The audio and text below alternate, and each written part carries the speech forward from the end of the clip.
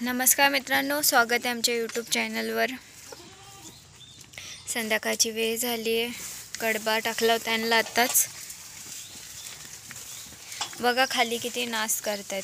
ही करतीये जास्त। मम्मी उचलतीये कचरा थोडा।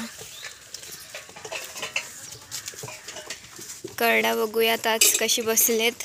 आता नाही येत ती पळत पळत इकडे। आता त्यांना सवय झाली आणि त्यांना समजले ना आपल्याला इथंच राहायचंय। कडबा टाकला होता वाटतं त्यांना खात आहेत।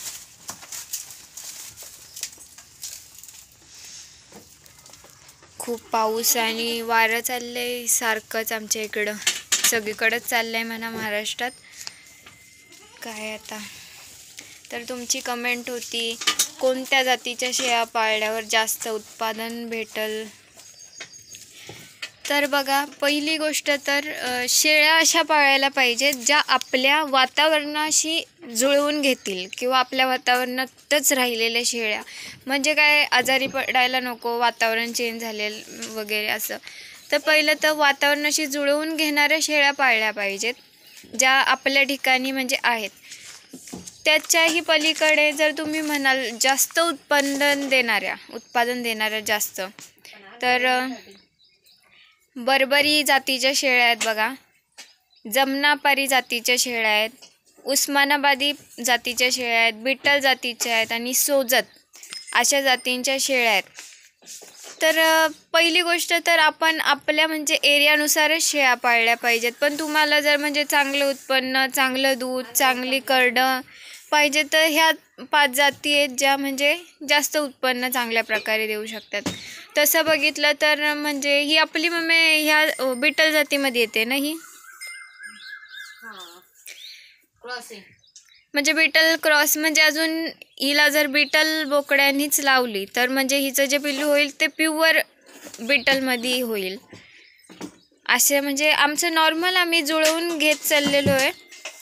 म्हणजे नॉर्मल आम्ही इथं असे नॉर्मलच शेळी आणलेली, असं काय आम्ही जात पात बघून आणलेलं नाही। तुम्हाला मी आधी पण सांगितलं होतं हे एक म्हणजे पाळायची आवड म्हणून आणली होती। तर म्हणजे जर आमचं थोडं अजून चांगलं झालं, चांगल्या प्रकारे हे झालं तर मग आम्ही बघा त्या व्हाईट कलरच्या शेळ्या असतात ना, त्या शेळ्या खूप छान दिसतात, मला खूप आवडतात। आम्ही तशा शेळ्या आणू जर म्हणजे असं जातीतच पाळायचं ठरलं तर।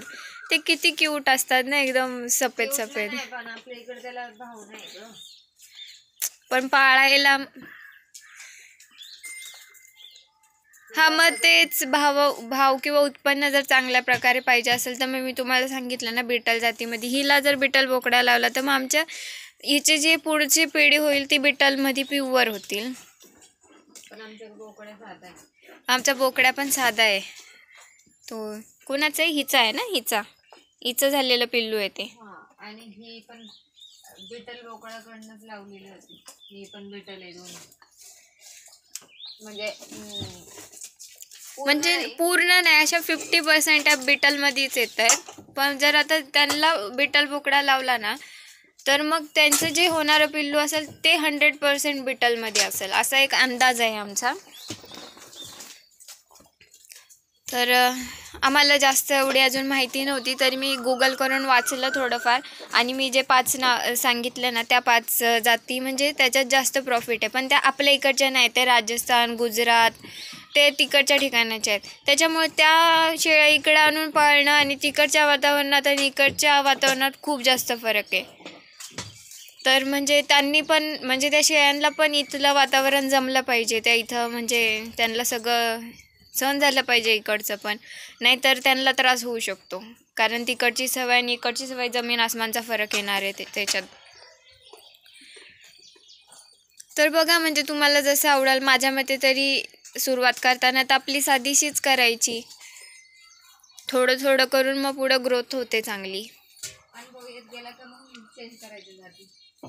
हा म्हणजे अनुभव पण म्हणजे मेन आहे ना। आता तुम्ही साधी शेळी पहिलं तुम्ही तिचं बघसाल, वर्षभर तुम्ही तिला सांभाळसाल, तिचं म्हणजे पिल्लू होताना सगळं प्रोसेस सगळं तुम्हाला समजेल। त्याच्यानुसार तुम्ही ठरवा की तुम्हाला पुढं कोणत्या प्रकारच्या शेळ्या आणायच्यात।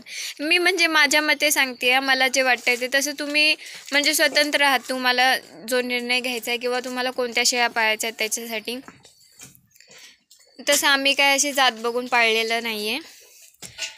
तर मित्रांनो, तुम्हाला आमच्या व्हिडिओ खूप आवडतात, तुम्ही रोज नवीन प्रश्न विचारता, खूप आवडीने व्हिडिओ बघता. खूप खूप धन्यवाद. आणि तुम्हाला व्हिडिओ आवडत आहेत म्हणून तुम्ही अजून कमेंट करताय, त्याच्यासाठी खूप खूप धन्यवाद. आज सकाळी व्हिडिओ नाही काढली, आज जरा बाहेर गेले होते, त्यात पण खूप पाऊस आहे, ते घसा पण बसायला लागलाय. तर असंच आमच्या व्हिडिओ बघत राहा, सपोर्ट करत राहा. आमची लक्षी काढू नये. बघा फकड्या कसा माया करतोय मम्मीला. आमच्या फकड्याला म्हणजे आम्ही इतकं प्रेमाने हे केलंय ना, त्याच्यात असं ॲग्रेशनच नाही बिलकुल. जे बोकड्यांमध्ये असतं बघा, काही काही बोकड्या असे असतात जवळ गेलं की मारायला बघतात, तसं आमचा बघा फकड्या कसा करतो. आमची लक्षी पण तशीच आहे, माणूस जवळ पाहिजे तिला नुसतं पाठवून अशी मला ओढतीये. चल तिकडे चालतो घाबरे. आता दूध काढायचंय, शेळ्यात मध्ये बांधायच्यात. पकडायला पहिलं न्यायचंय. शेळ्या लावायच्यात आमच्या, अजून 1-2 झाल्या असतील, आता अजून बाकीच्या लावायच्यात. आत्ता लावल्या नाही शेळ्या, मग दिवाळी जी पिल्लं होतात ना त्यांची ग्रोथ खूप छान होते थंडीच्या दिवसामध्ये. हा मे मध्ये आता बहुतेक आलेच माझ्यावर सगळ्या. ही लागली, ही पण बारकी लागली. काय माहित आता काय करतात, पलटी खात्यात की काय करतात. हिला नव्हतं लावायला पाहिजे, पण तिचं पुढंच करणं नुसतं. त्या दिवशी बोकडा सुटला होता ना सगळ्या, आता हे झालं तर मग तो सुटला त्याला. मग कोण लागलंय हे नाही माहित. रात्रभर तो त्यांच्यामध्ये मोकळाच होता. आता जेव्हा परत बोंबलतील हे करतील तेव्हा कळेल कोण लागले कोण नाही. ठीक आहे मित्रांनो, चला बाय बाय. चॅनलला आमच्या नवीन असाल तर चॅनलला सबस्क्राईब करा आणि अशा छान मोटिवेशनसारख्या कमेंट करत जा आणि प्रश्न विचारत जा. मी नक्की सांगण्याचा प्रयत्न करेन. मला माहीत नव्हतं खरं तर ह्या जातींविषयी एवढं. मला फक्त बिटल जातचं इतकंच माहीत होतं की आमची काळू जी आहे ती बिटल जातीमध्ये हाफ म्हणजे आहे. बाकी माहीत नव्हतं. मी गुगलवर वाचलं, ChatGPTला वाचलं आणि त्याच्यानंतर मी ह्या 5 जाती आहेत त्या टॉप मोस्टला आल्या, त्या मी तुम्हाला सांगितल्या. तर म्हणजे मी अभ्यास करून तुम्हाला तुमच्या प्रश्नांची उत्तरे देईल, तुम्ही विचारत जा. आज माझा घसा दुखतोय खूप.